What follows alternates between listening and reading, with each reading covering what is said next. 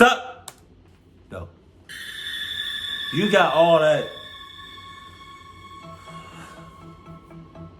If there's any videos you want me to react to, let me know that in the comment section below. Right now, post it in the comment section.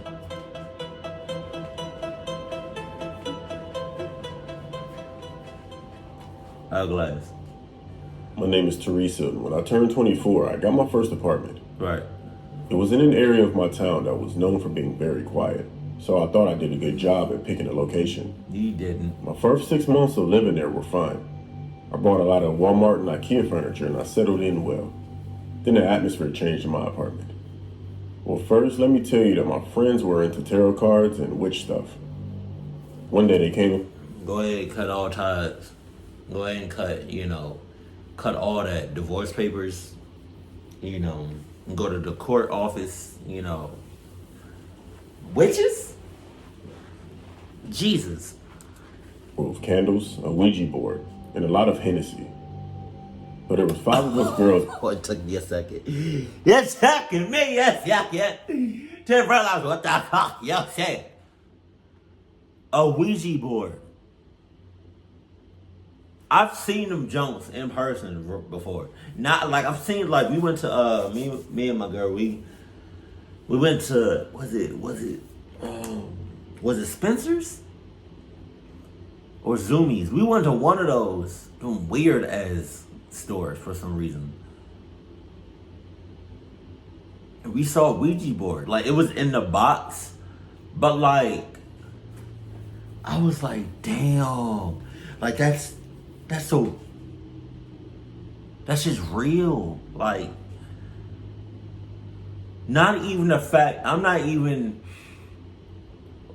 wasn't even thinking about the fact that, like the paranormal shit that's associated with the Ouija board is real. I was just in the disbelief that it was a real physical board. I didn't actually see the board, but I saw the box that the board was in. That was enough. Apartment, the 3 of us on the Ouija board. For the first 45 minutes of asking questions, nothing happened. 45 minutes? We began to drink a lot more, and then the Ouija board became very interesting. Everything changed when my friend asked for the 5th time, "Is there a spirit here?" The first 4 times, the planchette never moved, but this time, it went straight to yes. We thought it was one of us doing it, and everyone was blaming each other. We decided to ask the same question while all of us were barely touching the planchette, and before we could finish the question, it slid straight to yes. When I say that we were barely touching it, I mean when it slid to yes, none of our hands were on it. Once that happened, everyone on the Ouija board froze and looked at each other. Man, my ass. My other 2 friends noticed that we suddenly became quiet and stopped what they were doing. I then asked who did it. My other 2 friends on the board said that it wasn't them. Then I said it wasn't me. My other 2 friends asked us what happened, and I told them that the planchette moved by itself. She then said that she told us not to play with the game, and she left. Then it was 4 of us. Okay, that's not that simple. I feel like it's not that simple. You can't just open up a Ouija board, play it, and then just say, "I'm not playing it no more." No, I feel like it don't work like that. We were all sitting in my living room, quiet, still shocked by what happened, when we heard a dish fall in my kitchen. Hell no. When that happened, every one of my friends told me that they'll see me tomorrow. It kind of pissed me off that they'll just leave me here by myself. So I went into my kitchen to see what fell, and it was one of the pots. It fell from my stovetop. I just never knew how. So I went to my room and I laid down, but I decided to keep the lights on. As I'm scrolling through my phone, going from app to app, I heard whispering from the living room. No, you didn't. And I froze. No, you didn't. I just kept hearing it. With all the courage that I can muster up, I got up and I walked slowly to my living room area. As I'm getting closer, I could still hear the whispering, and all of a sudden it stopped. I walked in there and I turned the light on, but I saw nothing. I decided to leave the lights on. I walked toward my room. I felt something wasn't right, so I turned around Looked one more time into the living room. But as I'm turning around, I noticed something in the mirror that I couldn't see without looking in the mirror. I kept looking at it, but thought my eyes were playing tricks on me. I took up my phone to record what I saw, and this is what I recorded. Oh, shit.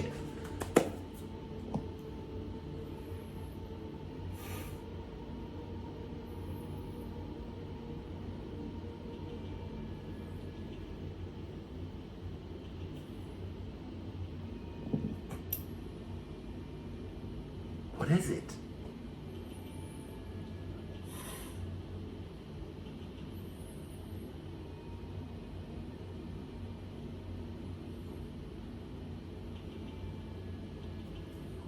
What am I don't know what I'm looking. Is that a head?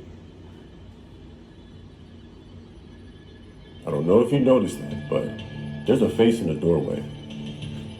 After I finished recording, I left my apartment and went to my friend's house.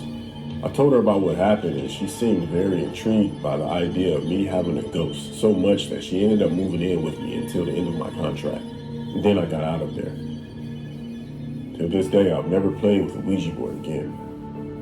Yeah, but that Ouija board playing with you still to this day.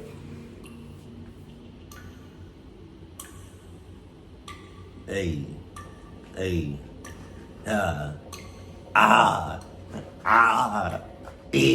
This may make me look bad, but I have to share this story with you. I'm a head ass. I had a Tinder profile, and on my Tinder, I would leave my Snapchat. Just got finished watching something with Tinder. Jesus Christ. Giving massages, plus other stuff. I also had a boyfriend at the time of the story, but he didn't know that I had a Tinder or a Snapchat. One day I received a notification from Tinder that someone liked me. I checked the person out, and he was attractive. He was also verified, so I knew that he actually looked like his pictures. I matched with him. I messaged him first asking, does he have a Snapchat? He immediately replied, telling me yes. I told him to add me. He replied within seconds telling me that he just added me. After that, I unmatched him on Tinder and added him back on Snapchat. I asked him where he was located. He told me where he was. It was actually very close to where I live. He then told me that I need to just get straight to the point. I like that because usually I have to ask people how they're doing and what they like to do, small talk. So I told him that I'm a masseuse, what I charge, and how much I charge for extra services. I told him that I take PayPal, gave him my PayPal info, then I received a notification within minutes. He paid me for my most expensive service. He then told me that now I have to perform. I told him to slow down and we should discuss this. He replied by telling me there's no need to discuss anything because I told him the price for everything. When he sent that, my boyfriend walked in the room, so I didn't reply. It took me about 30 minutes to reply. I left my phone on vibrate, so I didn't notice that my phone had about 200 notifications from Snapchat. God damn. It was a mix of notifications of him typing and then sending me messages. From asking why I'm not replying to, I better reply or else. I eventually replied by telling him to calm down. Told him that I'll refund his money because I can't deal with somebody like him. He told me that he's already made up his mind. He's going to do what he has to do. Then he used my real name. I didn't use my real name on Tinder or Snapchat. I don't know how he got my info. At that point, I blocked him on Snapchat and refunded him.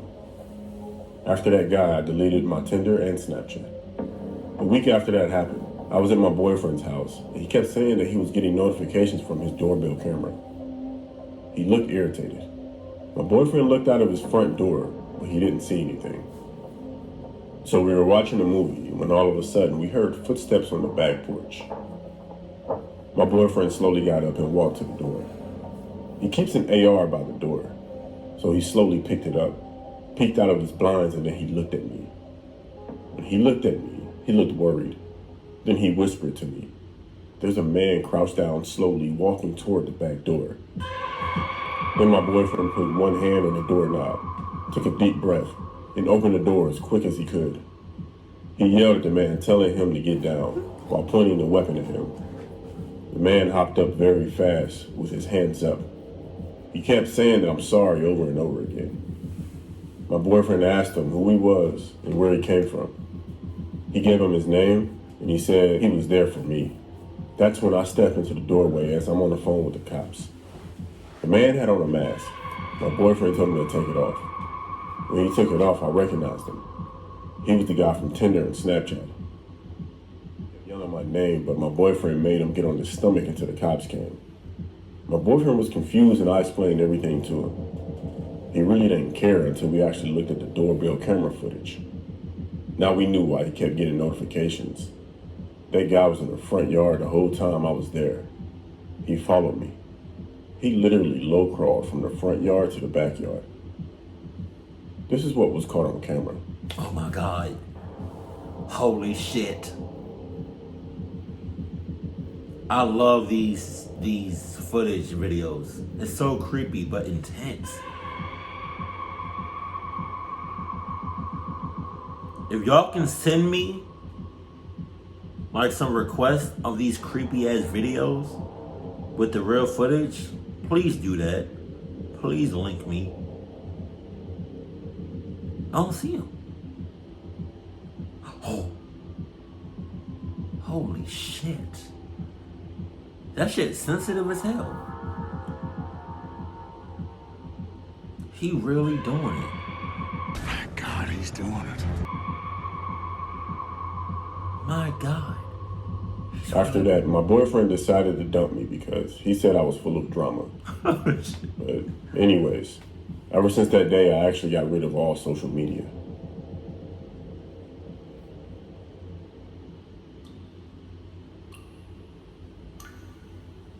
Hey.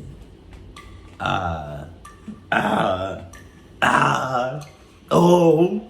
Hey. I'm 28 years old, and a few years ago, I kept experiencing strange events at my job. I was a security guard at a building that had multiple establishments throughout the building. One night, while sitting at my security desk, a woman from the third floor nail salon came rushing down the stairs.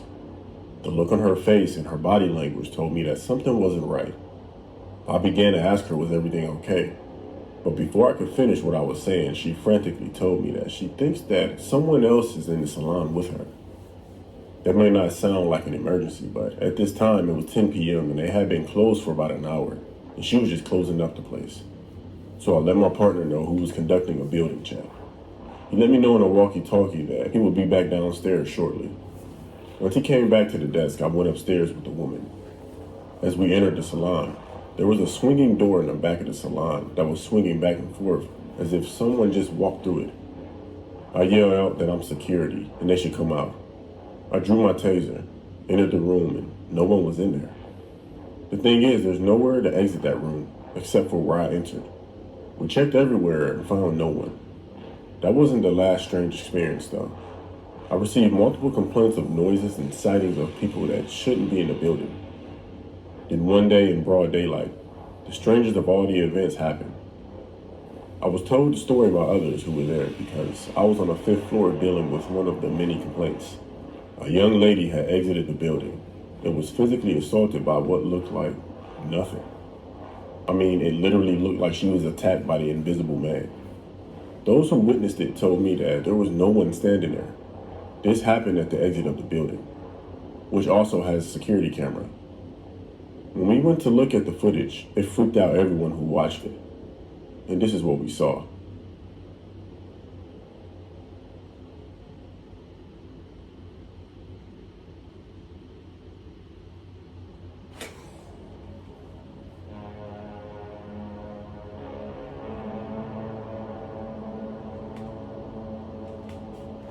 Possessed! Possessed? Oh my God. Don't touch her!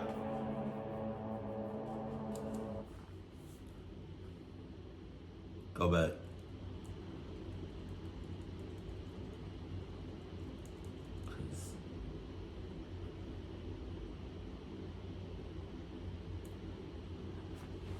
The video is kind of blurry. But is that an Adidas shirt on his that he's wearing? Because if it is, how he just walked past, because he knows what it is. He knows about that clutch situation. He knows that she's possessed. He knows that those two extra people that's touching her are going to get possessed. It's some demonic. It's some weird paranormal shit going on. And it looks like he knows about that. And it also looks like that's an Adidas shirt. Which means he's not with the club shit. So if I was him and I was wearing something Adidas, as I should be, I would just walk right past and act like, I'm not gonna do nothing. I'm not gonna act like, I'm handicapped. I can't do. I'm not gonna do nothing. I'm not gonna do nothing.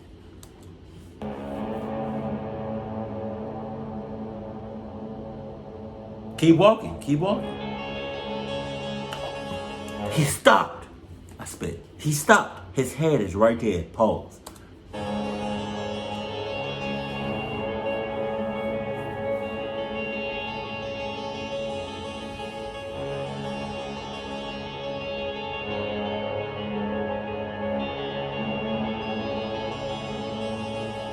As you see, something caught her attention, and all of a sudden, she went flying. God We damn. didn't believe what we saw at first, and it's still hard to believe. Eventually, she was fine, but she was just startled about Find it. my ass. I've never believed in paranormal, but I think this has paranormal written all over it. I would think so too. Are you crazy if you don't think about the afterlife, the paranormal activity? You crazy as hell. It's paranormal shit going on consistently, 24/7, probably all around you. You probably just don't know it.